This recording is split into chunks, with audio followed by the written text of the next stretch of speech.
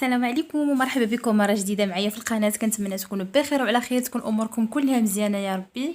رجعت لكم فيديو جديد. اليوم غادي نشارك معكم الطريقه ديال تحضير الفيسه. كتعرفوا راه تبارك الله المراه المغربيه مبدعه في كل شيء، دائما كنقولها لكم، غير هي يعني الطريقه كتختلف من منطقه لمنطقه.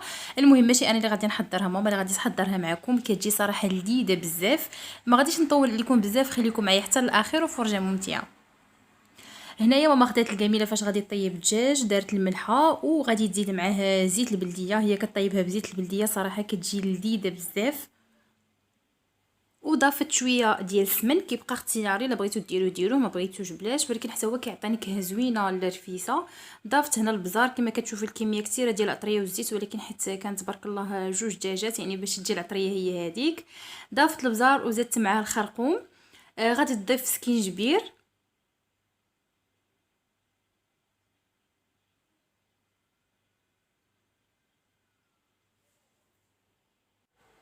وهنايا غادي تضيف حب رشاد، حتى هو كيجي صراحه زوين. هي دائما كدير فيها حب رشاد وسانوج، كيعطيو حتى هما نكهه زوينه لهاد الرفيسه.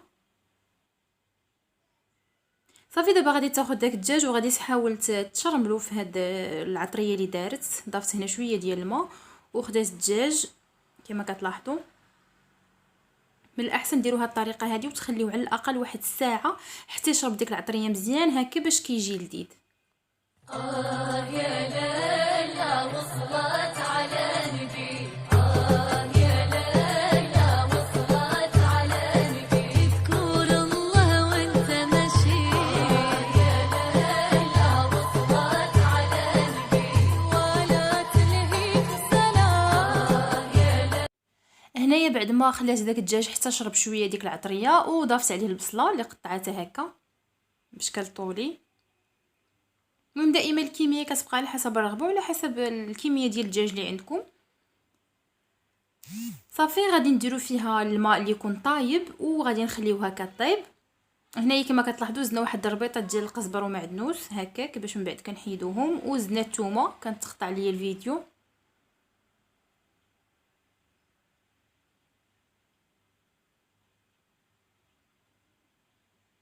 هنايا ضفنا العدس بعد ما غسلناه ونقيناه بطبيعه الحال، وغادي نضيفو شويه ديال الحلبه كتبقى اختياريه.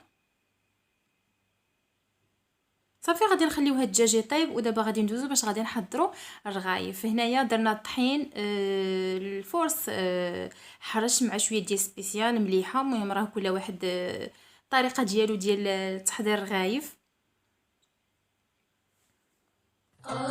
يا ليلى وصلت على نبي، يا ليلى وصلت على نبي، اذكر الله وانت ماشي، يا ليلى وصلت على نبي، ولا تلهيك الصلاة. صافي هنايا بنت خالي دازت باش كطيب لينا الرغيفات. هنايا درناه تريد، يعني ماشي الرغايف اللي هكا كيجيو مربعين. بهذه الطريقه كيجي ساهل، كيجيو زوينين.